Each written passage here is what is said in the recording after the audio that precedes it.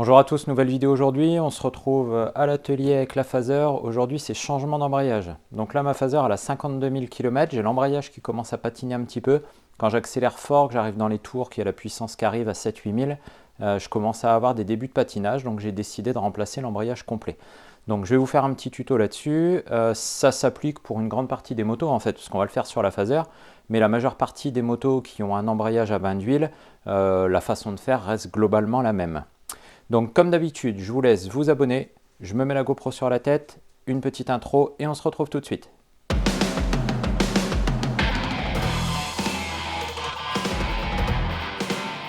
Ok, alors on est parti pour notre changement d'embrayage. Donc tout va se passer de ce côté-là, l'embrayage il est ici. Donc première étape, il faut vider l'huile. Donc ça, je n'ai pas à réexpliquer, hein. Je viens de le faire, je viens d'ouvrir, la moto elle est en train de se vidanger. J'ai fait d'ailleurs un tuto là-dessus, je vous invite à aller le voir si vous avez besoin d'aide là-dessus. Maintenant, il va falloir qu'on se fasse de la place pour démonter le carter. Donc on va déjà enlever le cache noir qui est ici.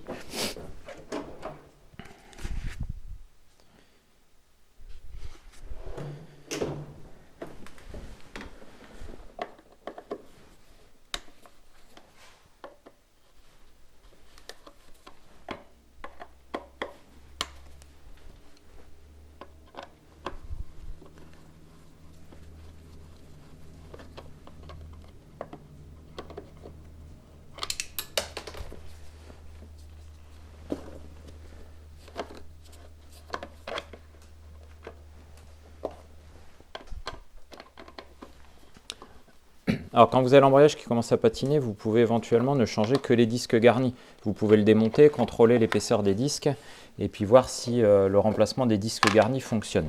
Donc moi j'ai choisi de remplacer la totalité.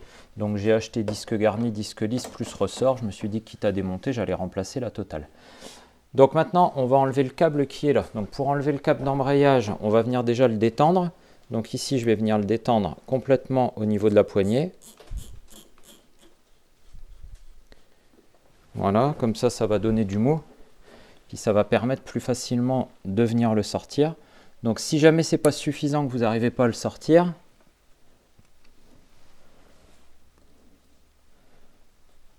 alors on va prendre un petit tournevis.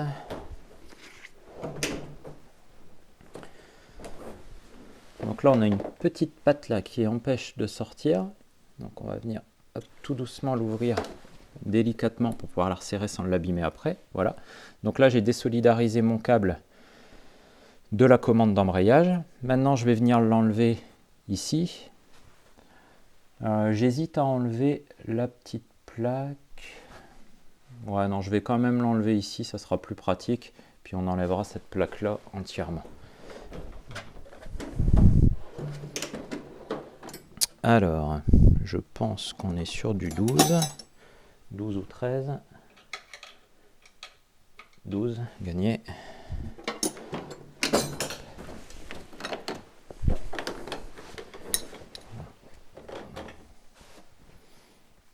Donc là, vous venez desserrer ici votre contre-écrou.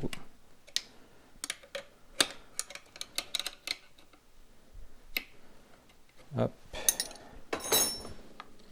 On vient débloquer, vous dégagez votre câble, comme ça on peut le mettre au-dessus en attendant. Puis là, on va pouvoir venir démonter notre carter. Donc là, on a des vis BTR. Donc on va venir desserrer tout ça tranquillement. Hop.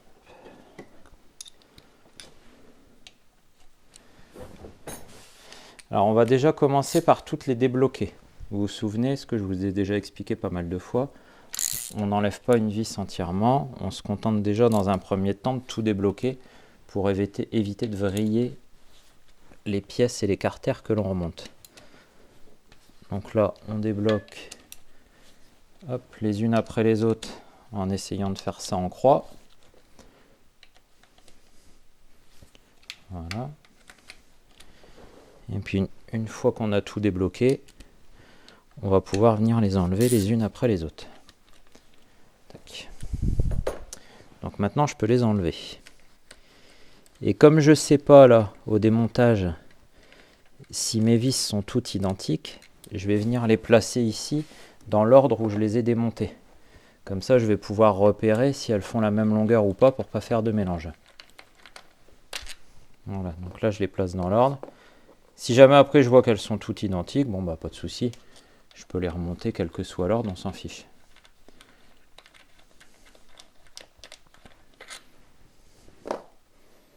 Pour l'instant, ça a l'air d'être les mêmes.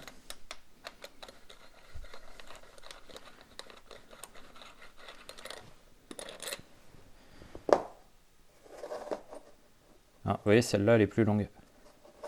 Voilà, donc c'est pour ça que c'est important de garder l'ordre. Parce que là, j'en ai les deux qui sont en haut et qui ont la plaque. Comme il y a l'épaisseur de la plaque en plus, elles sont légèrement plus longues. Donc là, on va tout de suite la remettre dessus. Hop, pour pas faire d'erreur au remontage. Continue. Là, on est toujours identique, pas de souci. Celle-là, c'est la même.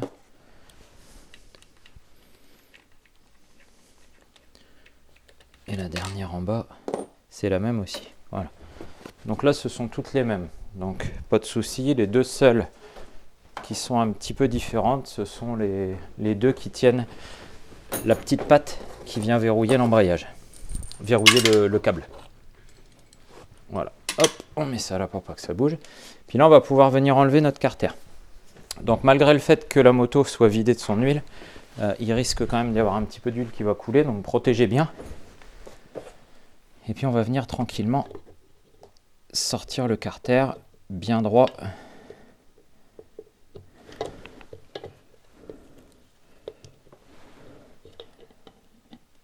Hop, voilà.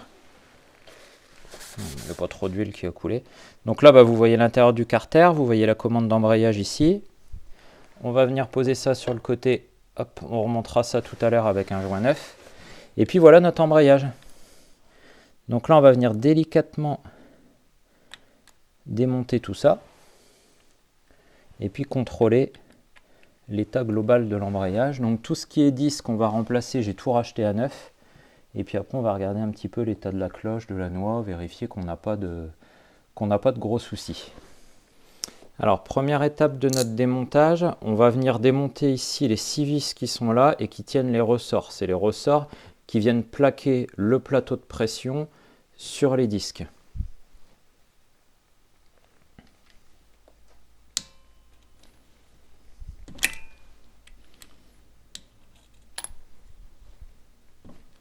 Donc là, comme d'habitude, on desserre progressivement en croix. Hop. Vous voyez que juste en maintenant à la main, j'arrive à empêcher mon embrayage de tourner. Voilà. Et puis maintenant, on va venir desserrer progressivement et sortir. Alors vous faites attention, ce sont des ressorts. Donc on fait attention quand ça va sortir, qu'il n'y ait pas de petites pièces qui tombent. On essaye de tout bien garder propre et dans l'ordre. Voilà, donc je desserre progressivement en croix.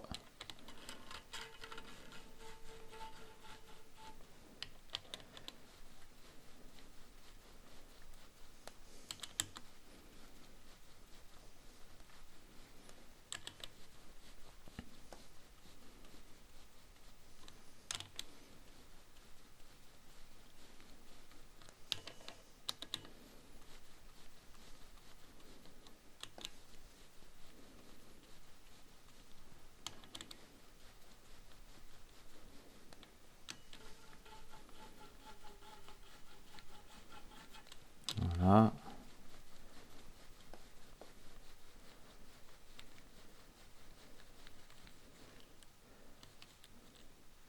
Hop, et là on peut les récupérer.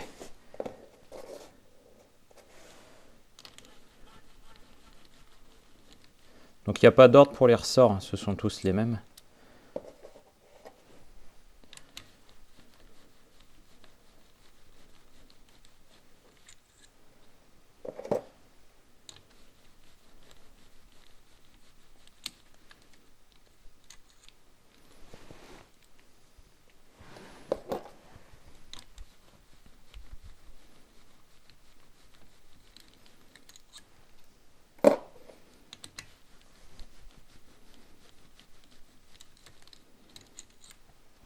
Voilà.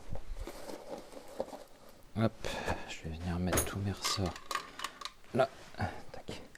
Puis là, on va pouvoir sortir notre plateau de pression. Donc là, on va venir l'attraper doucement. Hop. Et on va venir le sortir. Voilà. Donc là, vous retrouvez ici la petite pièce qui vient actionner l'embrayage. Là, on peut faire une petite vérification. Donc j'enlève cette pièce-là, puis je viens vérifier mon roulement ici. Je vérifie qu'il n'a pas de jeu, je vérifie qu'il tourne bien. Donc là, le mien est impeccable. Donc tout ça, ça baigne dans l'huile. Donc il y a quand même très peu de chances que ça s'abîme. Et puis là, on va venir sortir les disques un par un. Donc on va bien les placer à l'envers pour bien respecter l'empilement et pas faire d'erreur au remontage surtout. Et puis, vous voyez, ici, là, il y a un point. C'est ce que je réfléchissais tout à l'heure. Sur la noix, on a un point ici qui est marqué. Et puis sur le plateau de pression, vous retrouvez un point ici. Donc là, c'est important de mettre ce point-là en face de ce point-là. Il y a un sens là-dessus qu'il faut respecter. Donc là, on va venir sortir nos disques. Hop, un par un. Donc vous voyez qu'on a un empilement. Un disque garni, un disque lisse, un disque garni, et ainsi de suite.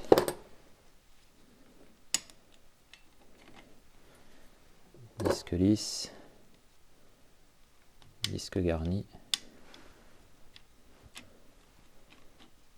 Hop.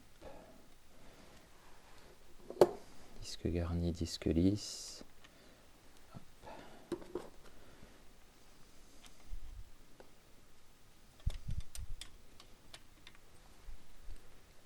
Donc on vient sortir tout ça tranquillement.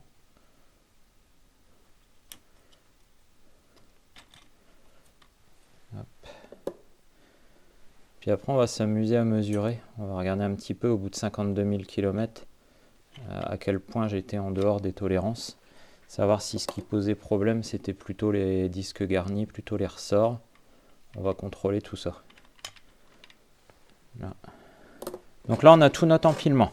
Donc on retrouve 2, 4, 6, 8, 9 disques garnis et 2, 4, 6, 8 disques lisses.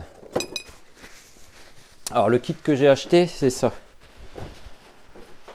Donc là on a un kit, alors on a des disques garnis là, qui viennent de chez EBC. Donc 2, 4, 6, 8, on a bien nos 9 disques garnis. On a les ressorts de chez EBC, on a les disques lisses de chez TRW, et puis un joint Athena pour remettre un joint neuf pour refermer notre carter. Alors, on va se faire une petite mesure là pour voir un peu. Donc quand on regarde le manuel d'atelier, qu'est-ce qu'il nous donne? Alors, il nous donne un assemblage total qui doit être entre 43,1 et 43,9. Alors, on va regarder un peu ce que ça donne. Donc, je vais prendre mon pied à coulisse. Oh, il n'y a pas la totalité là.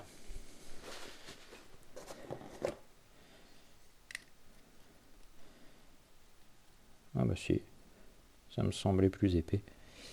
Alors, je suis à 43,5. Mon empilement total, je suis à 43,5. Et on a dit...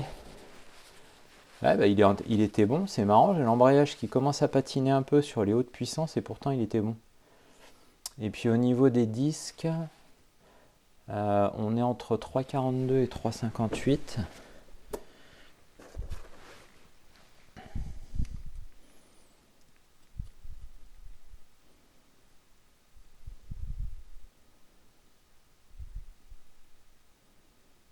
Ouais, je suis à 3,50.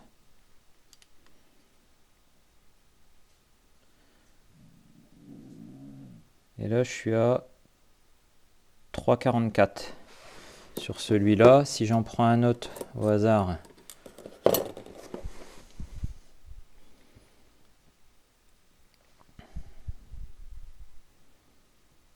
ah ouais, celui-là, je suis à moins de 3. D'accord. Ah, celui-là, il est à 2,96. Ah, j'ai un disque là qui était bien mangé. Ouais, celui-là, il est à 2,96. Sachant que c'est les B. Ah bah non, c'est les B, ils sont bons entre 2,92 et 2,08. 2,96, on est encore bon. Bon. Alors j'ai l'embrayage qui commence à patiner, alors que quand on prend les cotes, eh ben, on était encore pas mal. Et au niveau des ressorts, la limite, elle est à 47,5. On va en contrôler un pour voir.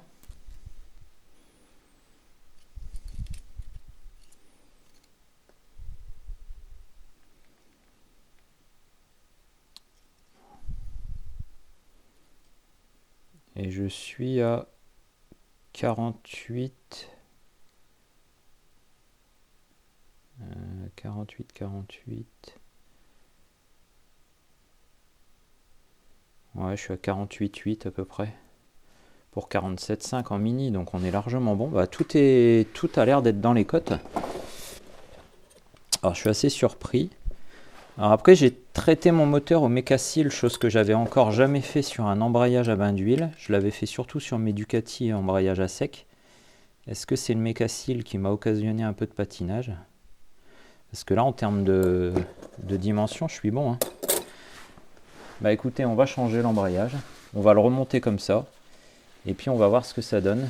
Et si jamais ça repatine, ça serait peut-être bien à cause du Mecacil. Je vais quand même comparer avec un disque neuf pour voir. Donc là, on a dit qu'on était à 2,96 si je me souviens bien.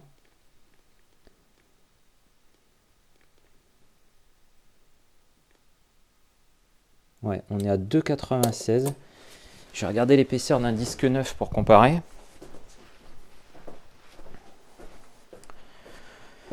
Mais en tout cas, quand on se fie à ce qui est donné dans la revue d'atelier, on n'est pas en limite d'épaisseur. Hein.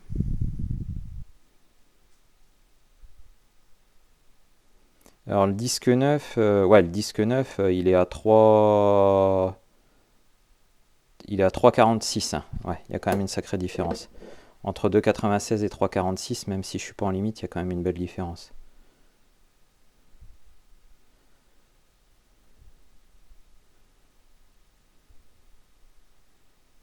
Celui-là, il fait 3. Celui-là, il fait 3. Ouais, le premier est un peu plus épais. Et après, les autres sont un peu plus fins. Ouais, celui-là, il fait 3 aussi. J'ai pas tant d'usure que ça. Alors, je suis assez surpris quand même. C'est que j'ai pas tant d'usure que ça. Et j'ai pourtant quand même un embrayage qui commence à patiner dans les hauts régimes. Ah, par contre, au niveau des ressorts, alors je sais plus combien j'étais tout à l'heure. Ouais, j'ai déjà mesuré, j'ai déjà oublié. Au niveau des ressorts, là, je suis à 52. Ouais, je suis à 52,4 là en longueur de ressort.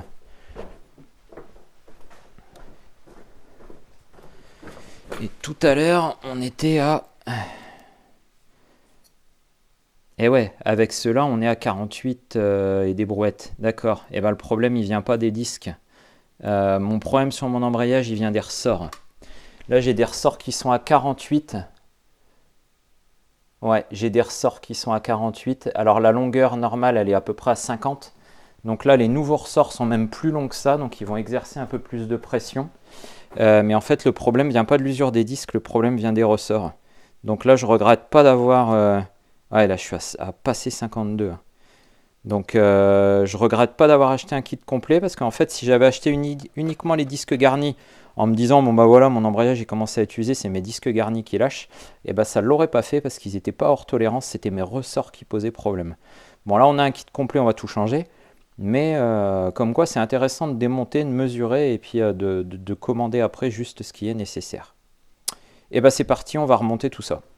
Alors on est parti pour le remontage. Donc pour le remontage de l'embrayage, vous prenez tous vos éléments neufs là que vous venez d'acheter. Il faut vous préparer un petit bac avec de l'huile parce que les disques garnis, il va falloir les tremper dans l'huile avant de les remonter dessus. Et puis après, on va respecter l'empilement qu'on avait là. Donc on voit que mon premier disque, c'est un disque garni, et ensuite ce sont des disques lisses. Donc je respecte tout ça, je prends mon premier disque ici, premier disque garni, je vais venir le tremper dans l'huile. Voilà, donc on le recouvre bien d'huile complètement. Et on vient le placer. Donc là, hop, on vient le placer ici. Donc là, ça coule, hein, on va en mettre partout, donc il faut bien protéger. Et puis après, on y va, donc on alterne un lisse, un garni, un lisse, un garni. Donc là, je viens mettre un lisse.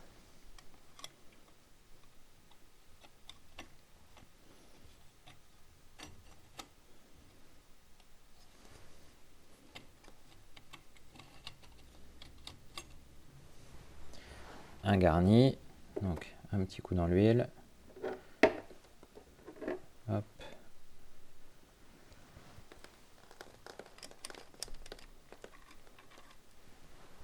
Et on continue.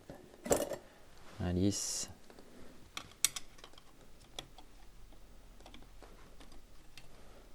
Hop.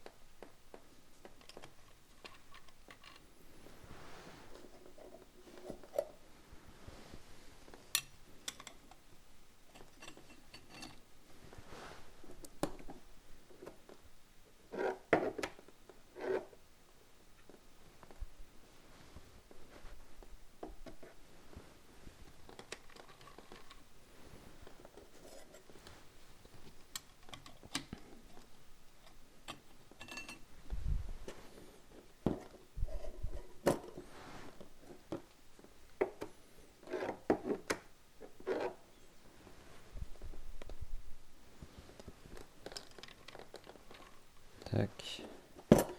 Un disque lisse.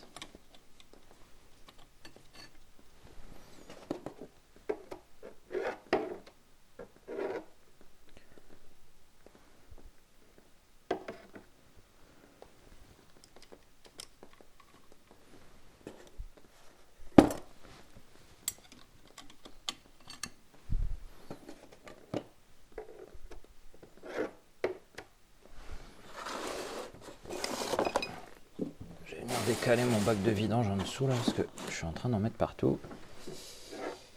Puis il va y avoir un peu de nettoyage.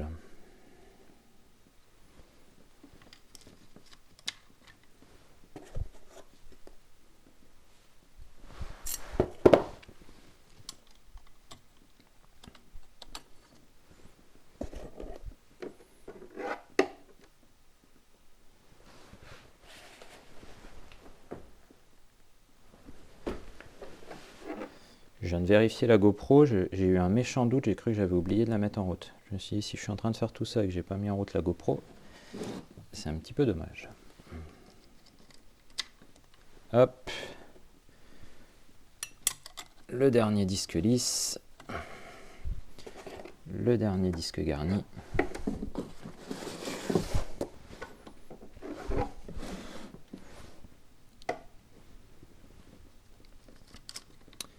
Et voilà.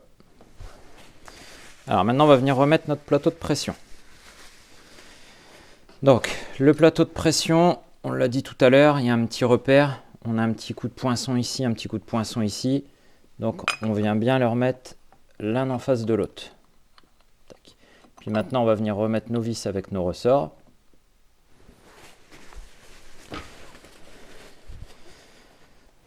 Donc, je prends mes ressorts neufs et je récupère mes vis les unes après les autres et je viens les placer. Tac. Donc je mets le premier. Donc là on fait 2 tours pour prendre la vis dedans et pas plus. On récupère la suivante et ainsi de suite, comme d'habitude, en croix à chaque fois. Là, je viens juste prendre 2-3 filets.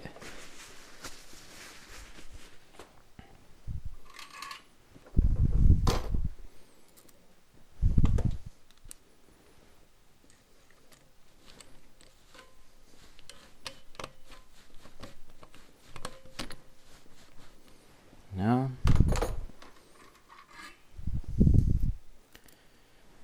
Suivant.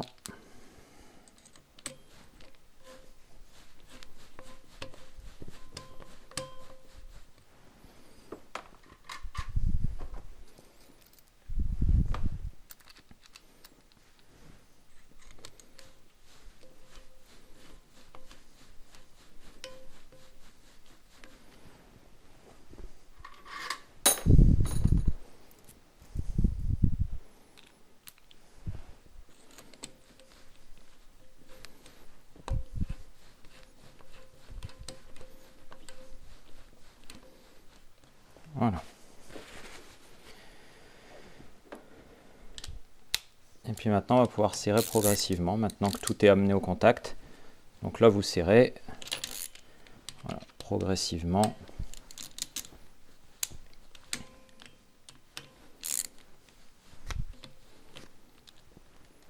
Alors c'est un peu de galère, c'est d'avoir les mains qui glissent comme ça.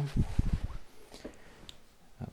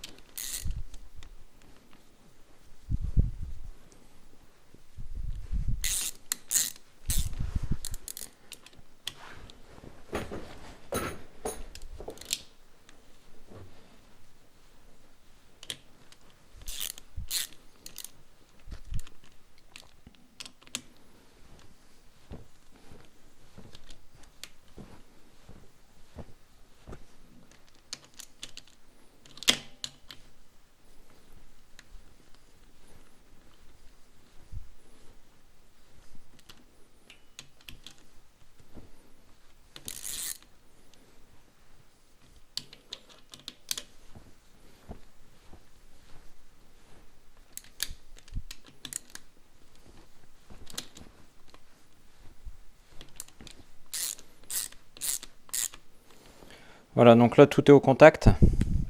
On va pouvoir venir serrer au couple. Donc le couple de serrage pour ces vis là c'est 8 Nm. Donc c'est vraiment important de respecter le couple hein, surtout. Donc vous prenez votre clé dynamométrique et puis vous venez bloquer tout ça à 8 Nm.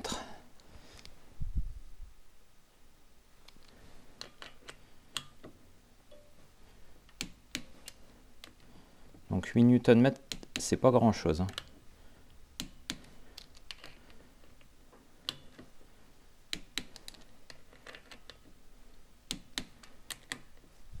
Voilà, donc là j'ai fait le tour, je recontrôle. Ok, ok, ok, ok, ok, et ok. Voilà. Donc là on est serré. Alors maintenant on va venir remettre notre couvercle d'embrayage. Donc on va changer le joint. Déjà, on va mettre un joint neuf. Là, on a un petit pion de centrage aussi ici. Donc on va venir récupérer. Hop. Et puis qu'on va venir remettre à sa place. Voilà. On va enlever notre joint. Délicatement.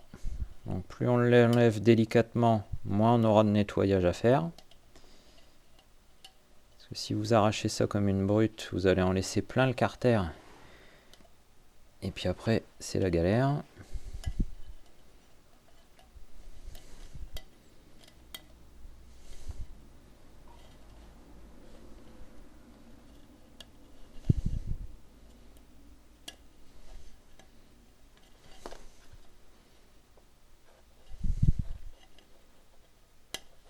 Voilà. va venir nettoyer tout ça. Donc là, il y a un peu de nettoyage à faire, hein. Il faut que le plan de joint il soit nickel. Donc pour nettoyer ça, il y a une solution qui est pas mal. C'est de prendre, comme d'habitude, une petite éponge là, légèrement abrasive. Alors quelque chose d'assez léger, hein. Puis vous prenez du WD-40. Donc on pulvérise un peu de WD-40 dessus. Et puis vous venez doucement frotter.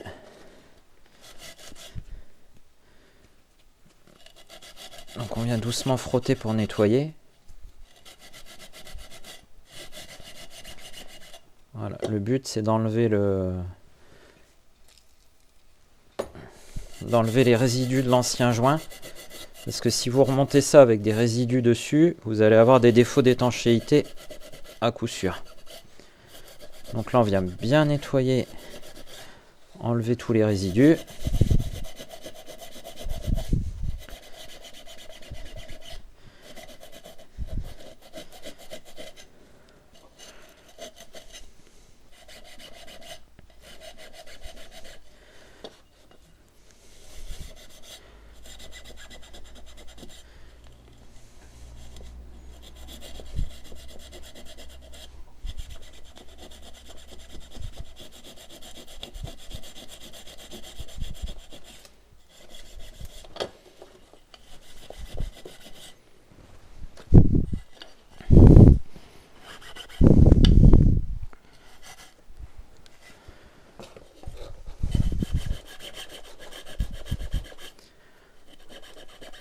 Et vous voyez que je frotte en le penchant par là. L'idée c'est que si jamais j'ai des petites particules qui coulent, un peu de WD-40 qui coule, il ne faut pas que ça coule à l'intérieur du carter.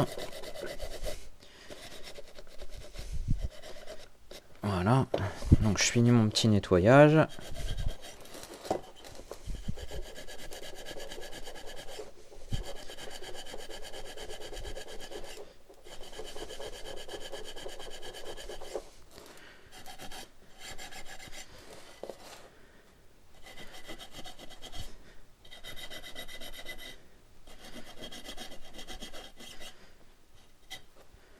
Là.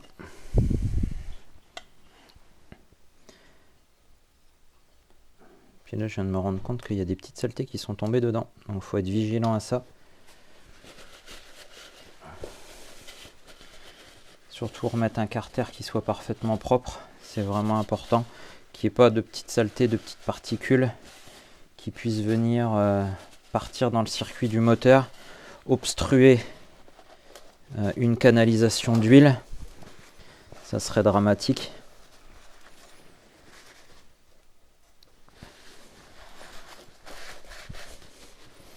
Donc vous contrôlez bien tout ça. Vérifiez que rien n'est tombé, on essuie, on nettoie. Vaut mieux passer un peu plus de temps à contrôler que d'avoir une mauvaise surprise après.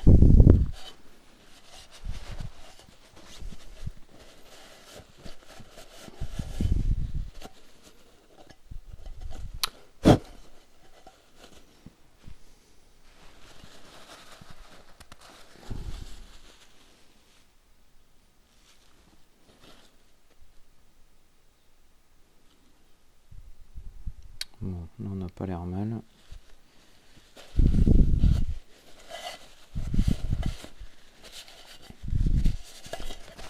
Hop là.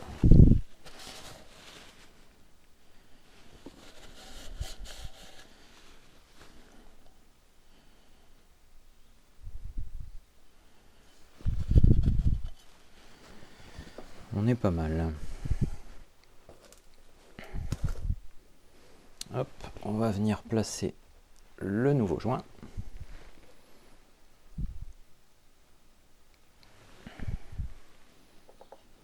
Alors, ça se met dans quel sens? Comme ça. Donc voilà, c'est comme ça que ça va se placer. Donc ici, on a deux pions en fait. Donc ce qu'on va faire, c'est qu'on va venir le mettre directement sur le carter. Ça sera beaucoup plus simple.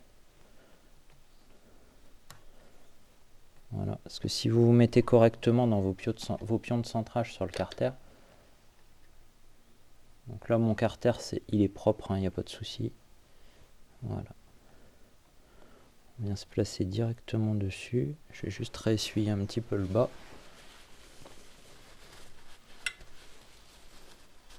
Là.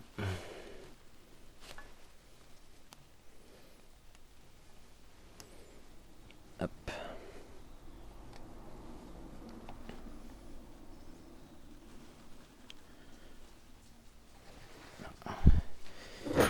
Et on va venir remettre notre carter.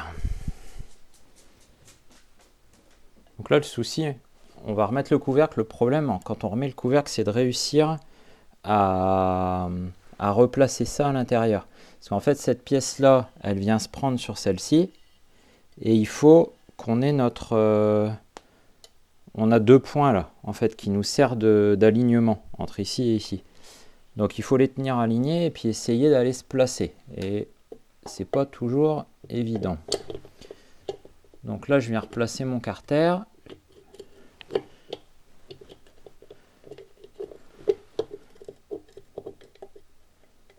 Et il faut que j'arrive à attraper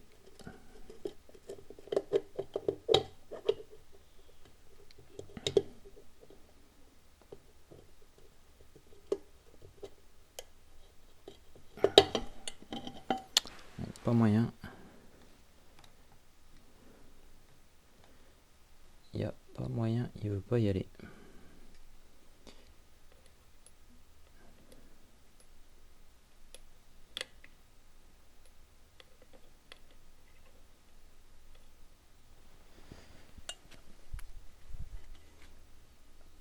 En fait, il faut réussir à le rentrer dedans, là. Je sais pas si vous voyez, en fait. Il faut réussir à le rentrer dedans, puis après faire tourner pour venir le verrouiller. Mais le problème quand vous le mettez, c'est que ça tourne. Et du coup, à chaque fois, vous vous faites avoir. C'est impossible de le mettre à l'intérieur. C'est-à-dire que là, je suis dedans. Seulement, ça tourne pas. Ça ne tourne pas. Parce que le truc, il a tourné, il est trop haut. Et ça marche pas. Donc, je vais essayer de tourner un peu le carter pour l'attraper. Non. Non, non, non. Il n'y a pas moyen. Il faut absolument que celui-là, il accepte de rester comme ça. Mais il n'a pas envie, en fait.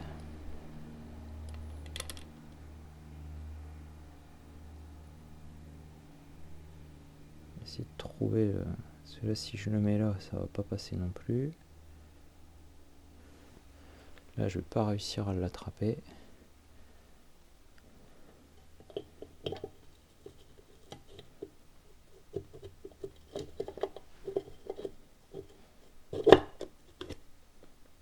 Ah.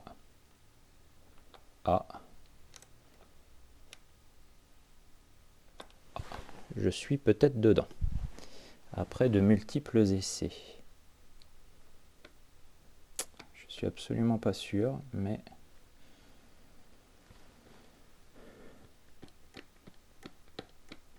Bon. On va dire qu'on est peut-être dedans. Donc l'astuce, c'était de le mettre plus vers le bas pour réussir à le reprendre. En fait, quand on l'amène, il va naturellement tourner et on peut l'enfoncer. Seulement, je suis pas sûr à 100% d'être dedans. Alors, je sais pas si on le voit, tiens. Je vais essayer avec de la lumière de regarder du dessus si on le voit, si on est dedans ou pas.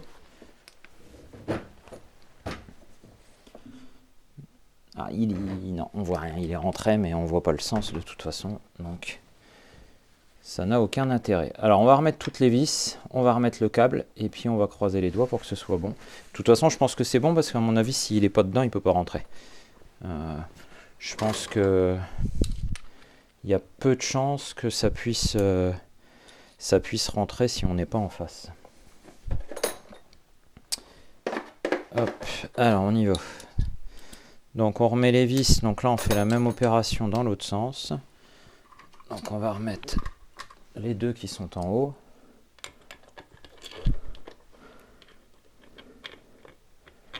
Donc là même technique qu'au démontage. Hop, on met au contact, mais on serre surtout pas. Le fait de mettre au contact, ça va maintenir le carter, mais comme d'habitude, après on va venir serrer tranquillement en croix. Hop.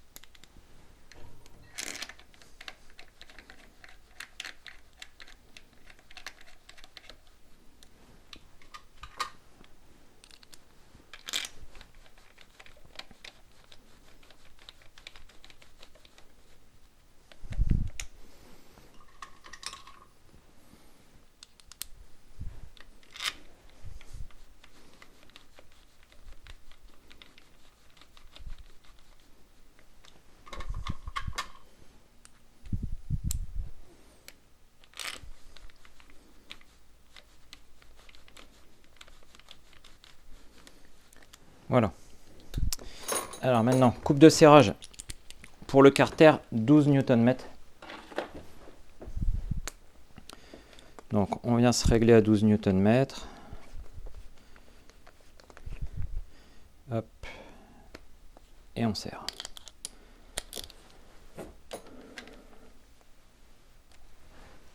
En croix, comme d'habitude.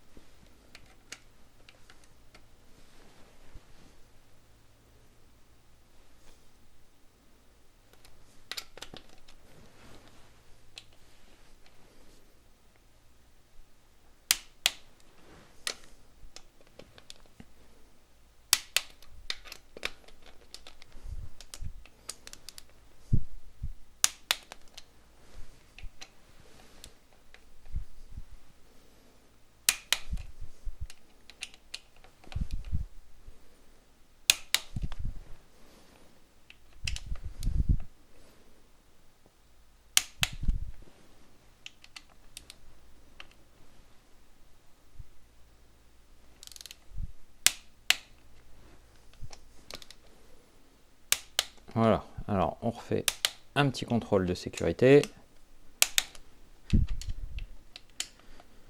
Vérifier qu'on n'a rien oublié. Hop.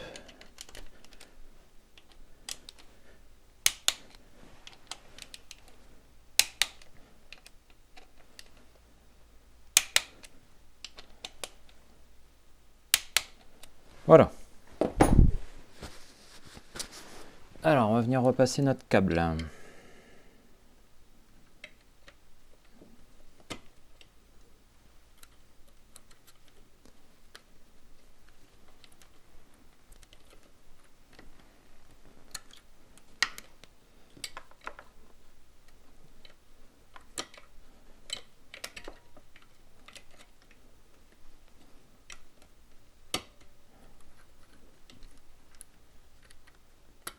Hop. Là,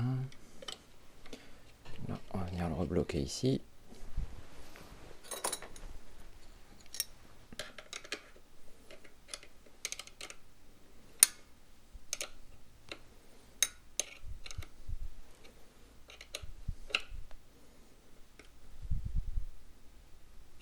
Voilà. Ensuite, on va venir retendre un petit peu notre embrayage ici pour refaire la garde.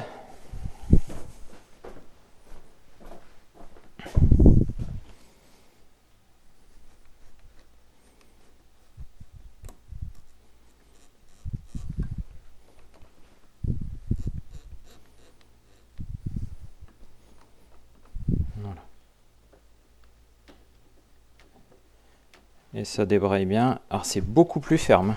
Oh la vache, ouais. L'embrayage il est beaucoup plus ferme qu'avant.